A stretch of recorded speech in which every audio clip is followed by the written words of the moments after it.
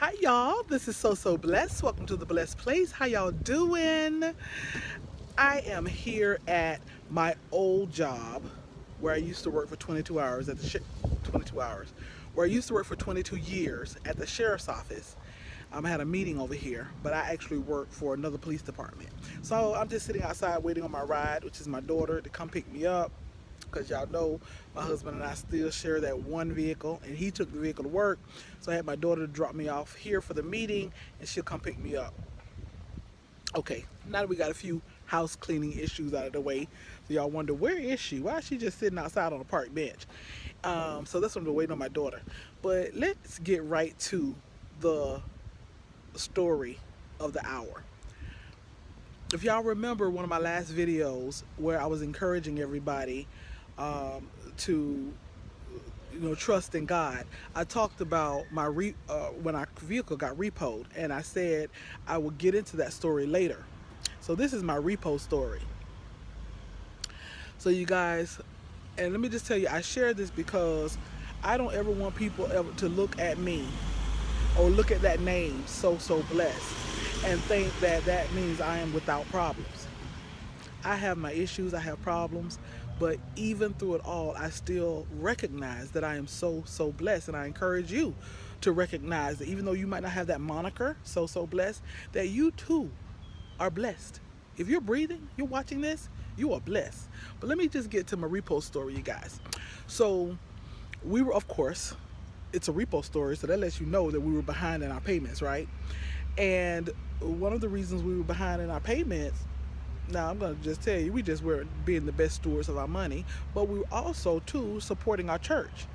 So, in supporting our church, we had a new church, starting, and you got to pay that rent and all these other things, and the money just wasn't coming in. So my husband and I put a lot of our money into the church, and then our house payment started to get behind, and our car payment started to get behind.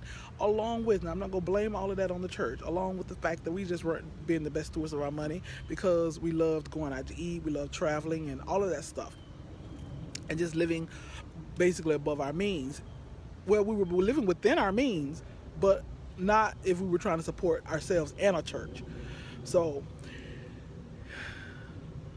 y'all, I just go all around Moses Bond and the bush. Anyways, you guys, so our payment's behind. And every time I hear a sound outside, I'm afraid that it's the repo man. I could be in the shower, taking a shower, and I think I hear the repo man, and I jump out of the shower with suds everywhere and look out the window, and it's not the repo man. I could be in the shower washing my hair, and this is when I had hair down here. I would be showering and washing my hair, and I would think I hear the repo man, and I jump out the shower, and it was not the repo man. I could barely sleep because I would jump up out of the bed thinking that the repo man got me. Needless to say, I was just nervous about. I can remember one day going to Walmart, parked the vehicle, couldn't find a parking space, parked kind of far out, and when I went back to get in my vehicle, y'all, I could not find it. I could not find the vehicle. I kept pressing the little, open the alarm button, and I didn't hear an alarm. And I searched and searched because I did not want to be one of those people who call the police and say my car was stolen. Remember, I work for the police now. We've got many of those calls. My car was stolen. Oops. 10 minutes later, nope, it wasn't stolen. It was just parked. I forgot where I parked it. So I didn't want to be one of those people. So I'm searching and searching and searching, and my heart dropped. And I called my husband, and I was like, baby, the truck got repoed. He was like, oh man. And as I'm talking to him on the phone, I said, oh no, it's right here. It's not repoed. So I just tell you all this to tell you the level of paranoia that I had, that the repo man, the snatch man, was just gonna get me. I'm warning you, if you are very late on your car payment, they will snatch your car from work, they will snatch your car from the grocery store, they will snatch your car from Walmart, they will follow you and wait for you to go get somewhere, they will snatch your car.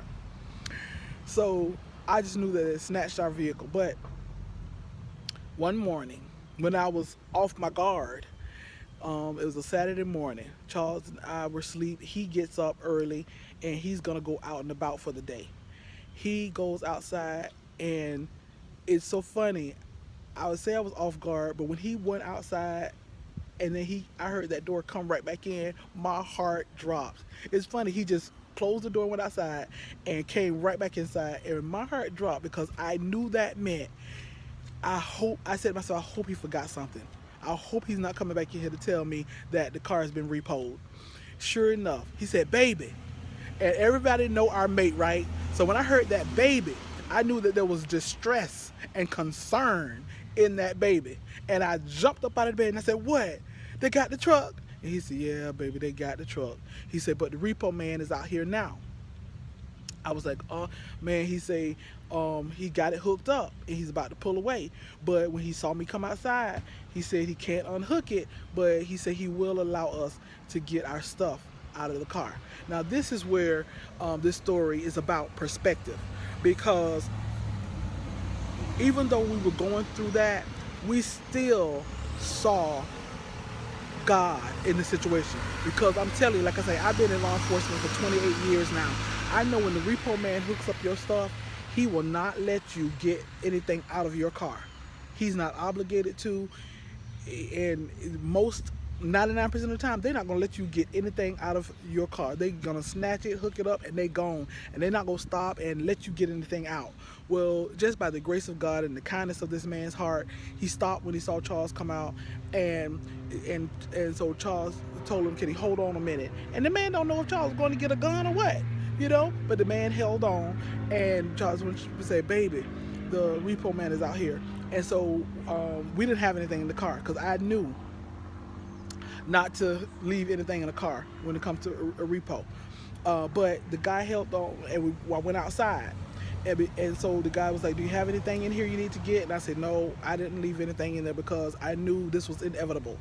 So anyway, the guy said, do you all have any other transportation? And we said no, because we're sharing this vehicle, this one vehicle. Also, too, y'all, this happened maybe, I'm going to say about 3 years ago, something about 3 years ago. And so the guy said, well, what do you got? I mean, this is the repo guy now concerned about us. Like I said, this is just the grace of God and the kindness of this man's heart, and we end up eventually learning that he's a Christian. And he said, well, do you all have transportation? And I said, no, we're going to have to go rent a car. This man said, I'll give you a ride.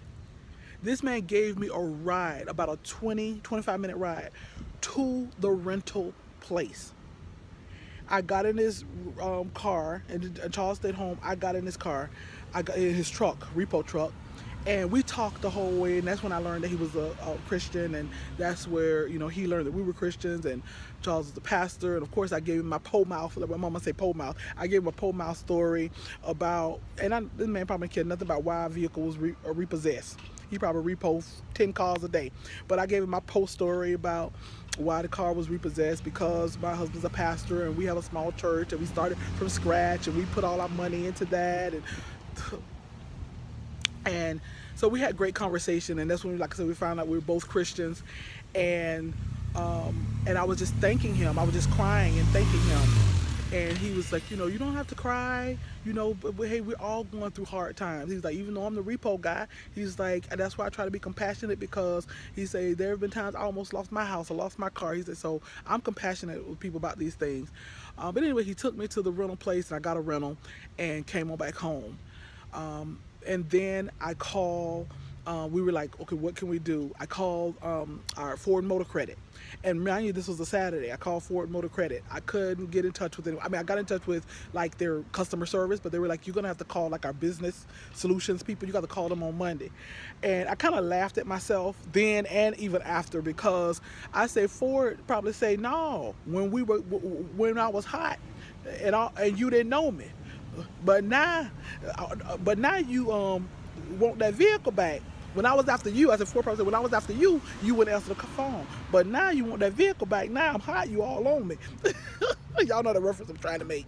But I called Ford, and Ford probably was like, no, all this time that we were calling you and you were sending us straight to voicemail and wouldn't call us back. Oh, but now you want your car back. We done snatched it. It's funny now, y'all. Even then, I had to chuckle at myself. I had to humble myself. You know, when the words say humble yourself, I had to humble myself and call Ford. So I eventually got a hold of Ford Monday and asked them, what can we do? They told us how much we could pay to get it back. And I will say, I called my sister Denise, And Denise, without a blink of an eye, said how much you need. And Denise didn't even have to go to the bank. Homegirl just went in her sock drawer. I wish I had it like that. But went in her sock drawer and gave us, it was maybe like $2,800. Gave us the money, and that Monday we went and retrieved our vehicle, and to this we eventually, like within a year or so, paid it off, and to this day we're still driving the same vehicle, 320 some thousand miles. It rat tattle, it shakes.